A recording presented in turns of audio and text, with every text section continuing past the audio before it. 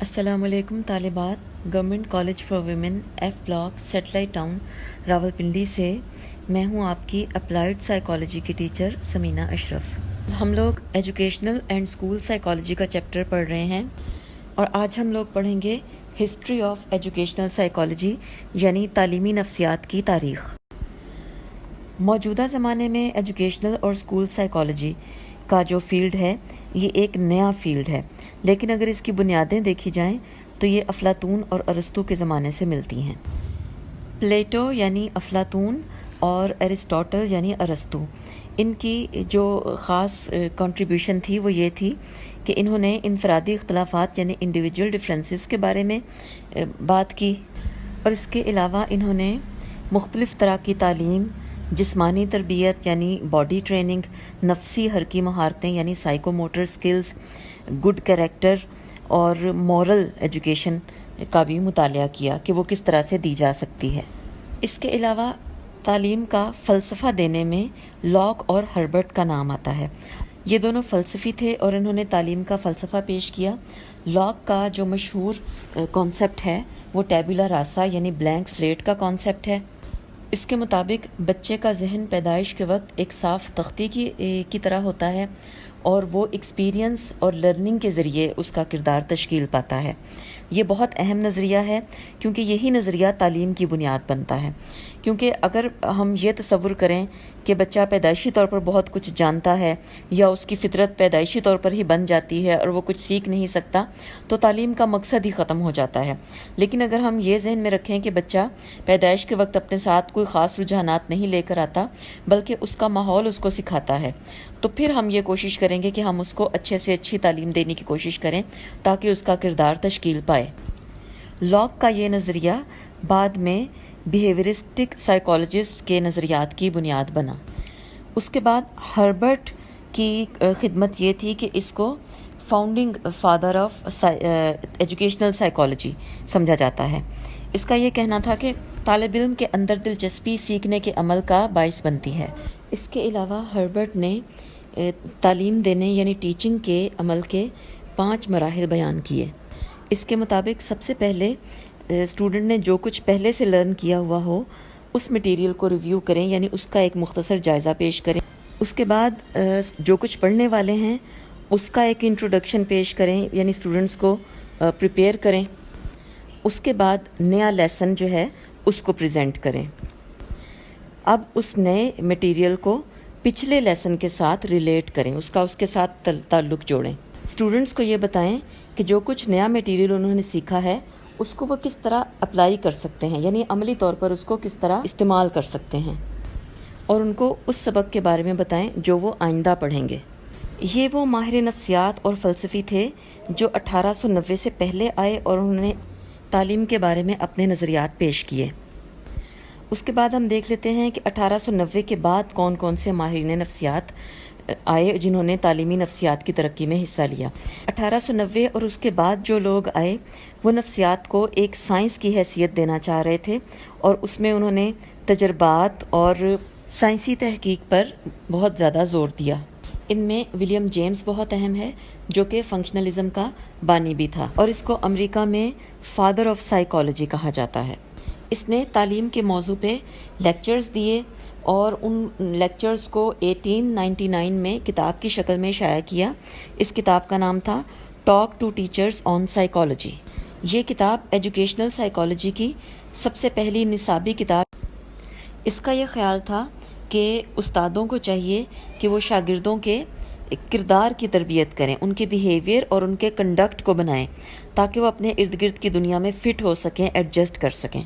اس کے علاوہ اس کا خیال تھا کہ ٹیچرز کو عادت یعنی ہیبٹ اور جبلت یعنی انسٹنکٹ کی اہمیت کو سمجھنا چاہیے۔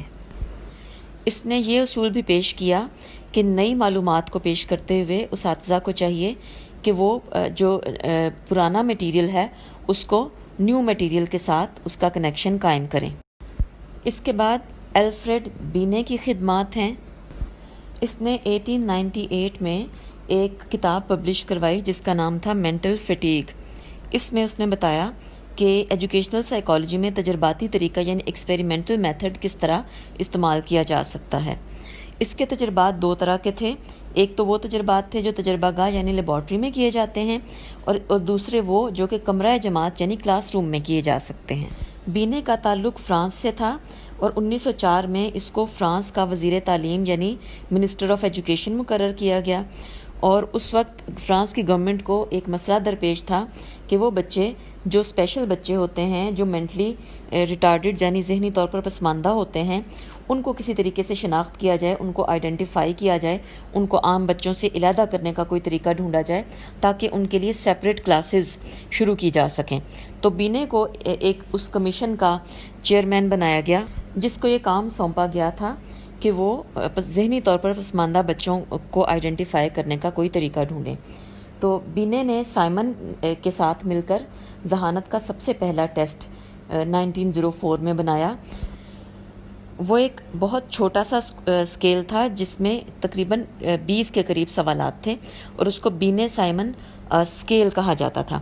بعد میں اس اسکیل میں تبدیلیاں کی گئیں، ذہنی عمر یعنی مینٹل ایج کا تصور متعارف کروایا گیا، اور بینے کے بنائے ہوئے اس ٹیسٹ کو 1916 میں ٹرمن امریکہ لے گیا، اور وہاں کی اسٹینفورڈ یونیورسٹی میں اس نے اس کو مزید ڈیولپ کیا، اس کی نئی معیار بندی یعنی اسٹینڈرڈائزیشن کی، اس میں نئے کویسچنز ایڈ کیے، اور اس کے اندر آئی کیو کا تصور پیش کیا، اور مزید ڈیولپ ہونے کے بعد آج کل یہ ٹیسٹ اسٹینفورڈ بینے کہلاتا ہے، اور یہ ذہانت کا ایک اسٹینڈرڈائزڈ یعنی معیاری ٹیسٹ ہے، اور آج کل بھی اس کو ایجوکیشنل سائیکالوجی میں بہت اہمیت حاصل ہے، چونکہ بچوں کی ذہانت کی پیمائش کرنے میں اس کو استعمال کیا جاتا ہے۔ بینے کا یہ خیال تھا کہ ٹیچرز کو ٹیچنگ کرتے ہوئے انفرادی اختلافات یعنی انڈیویجول ڈفرینسز کو مد نظر رکھنا چاہیے، اور پوری کلاس کی نیڈز اور ان کی ضروریات کا خیال کرنا چاہیے۔ اس کے بعد ڈیوئی کا نام آتا ہے۔ ڈیوئی نے امریکہ میں پروگریسو ایجوکیشن کو ترقی دی۔ اس کے مطابق کلاس روم کے اندر بچے کو ایک گڈ سٹیزن بننے کی ٹریننگ دینا بہت ضروری ہے، اور کریٹیو انٹیلیجنس کو بڑھانے کی کوشش کرنی چاہیے۔ اس کا یہ خیال تھا کہ ایجوکیشن اسٹوڈنٹ اورینٹڈ ہونی چاہیے اور سبجیکٹ اورینٹڈ نہیں ہونی چاہیے، یعنی کہ تعلیم کا مرکز بچہ ہونا چاہیے کہ بچے کے کیا انٹرسٹ ہیں، بچے کی کیا ضرورتیں ہیں، اس کی کیا صلاحیتیں ہیں۔ ڈیوئی کے مطابق تعلیم کا مقصد نسلوں یعنی جنریشنز کو ایک دوسرے کے قریب لانا ہونا چاہیے، نہ کہ یہ کہ نئی نسل پرانی نسل سے دور ہوتی چلی جائے۔ اس کا خیال تھا کہ اسٹوڈنٹس عملی کام یعنی پریکٹیکل ورک کے ذریعے زیادہ سیکھتے ہیں، اور طلباء کو اگر مشاہدہ یعنی آبزرویشن کرنے کا موقع دیا جائے، مسائل کو حل کرنے کا یعنی پرابلم سالونگ کا موقع دیا جائے، اور سوال کرنے کا موقع دیا جائے، تو وہ زیادہ اچھے طریقے سے سیکھتے ہیں۔ 1910 میں اس کی ایک کتاب پبلش ہوئی جس کا نام تھا ہاؤ وی تھنک۔ اس کا یہ خیال تھا کہ ایک ٹیچر کو بچے کے سامنے معلومات اس طرح پیش کرنی چاہیے کہ وہ دلچسپ ہوں اور سٹیمولیٹنگ ہوں، یعنی بچے کے ذہن کو ہلانے والی ہوں، اس کو متحرک کرنے والی ہوں۔ اس کے بعد پیاجے کی خدمات قابل ذکر ہیں۔ اس نے کوگنیٹو ڈیولپمنٹ یعنی وقوفی نشو و نما کا نظریہ پیش کیا، اور اس نظریے نے تعلیم دینے کے طریقوں کو بہت متاثر کیا۔ پیاجے کے مطابق انسان کی ذہنی صلاحیت 4 سٹیجز میں سے گزر کر ڈیولپ ہوتی ہے، اور یہ 4 درجے ہیں: حسی حرکی یعنی sensory motor stage, pre operational یعنی قبل عملی درجہ، کانکریٹ آپریشنل یعنی ٹھوس عملی، اور فارمل آپریشنل سٹیج یعنی رسمی عملی درجہ۔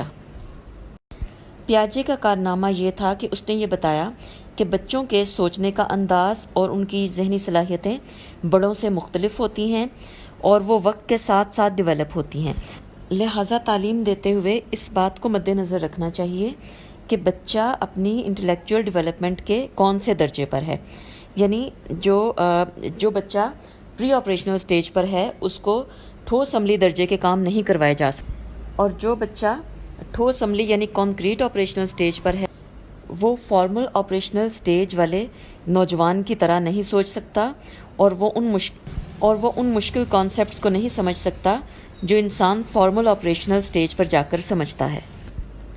اس کے بعد برونر کا نام آتا ہے۔ اس نے پیاجے کے وقوفی نظریے کو ایجوکیشنل سائیکالوجی میں اپلائی کیا، اور اس نے تعلیم میں ڈسکوری میتھڈ یعنی دریافت کے طریقے سے سیکھنے کا طریقہ انٹروڈیوس کروایا۔ یہ ایک ایسا طریقہ ہوتا ہے کہ جس میں ٹیچر ایک ایسا ماحول کریٹ کرتا ہے کہ جس میں اسٹوڈنٹ کویسچن کرتا ہے، ایکسپلور کرتا ہے، ڈھونڈتا ہے اور ایکسپیریمنٹیشن کرتا ہے، یعنی تجربات کرتا ہے۔ برونر نے ایک کتاب لکھی جس کا نام تھا پروسیس آف ایجوکیشن۔ اس کے علاوہ برونر نے ہیڈ سٹارٹ پروگرام بھی بنایا جو ان بچوں کے لیے تھا جو غریب بیک گراؤنڈ سے تعلق رکھتے ہیں۔ اس کے بعد جو اہم ماہر نفسیات ہے جس نے تعلیم کے میدان میں بہت خدمات سر انجام دیں، وہ ہے بلوم۔ بلوم نے 50 سال تک شکاگو کی یونیورسٹی میں ایجوکیشن کے ڈپارٹمنٹ میں کام کیا، اور اس کا یہ خیال تھا کہ تمام طلباء کے اندر سیکھنے کی صلاحیت ہوتی ہے، اور اس کا جو خاص کارنامہ ہے وہ یہ کہ اس نے تعلیم کے مقاصد یعنی ایجوکیشنل آبجیکٹیوز کی درجہ بندی کی، ان کی کلاسیفیکیشن کی، یعنی اس نے بتایا کہ جو تعلیم دینے کے جو مقاصد ہوتے ہیں وہ کتنی قسم کے ہو سکتے ہیں۔ اس کے بعد ایک اہم ماہر نفسیات ہے گاج، جس نے ایجوکیشن کے پروسیس کو سمجھنے کے لیے اور اس کو امپروو کرنے کے لیے بہت ساری ریسرچز کی۔ اس کی کتاب کا نام ہے handbook of research and teaching. اس نے تعلیمی نفسیات میں ریسرچ کو بہت زیادہ پروموٹ کیا، اس کو فروغ دیا، اور اس کے علاوہ اس نے ٹیچنگ کے میتھڈز یعنی پڑھانے کے طریقوں کو جاننے کے لیے ایک تحقیقاتی مرکز یعنی ریسرچ سینٹر بھی بنایا۔ تو طالبات، یہ تھی ایجوکیشنل سائیکالوجی کی ایک مختصر ہسٹری۔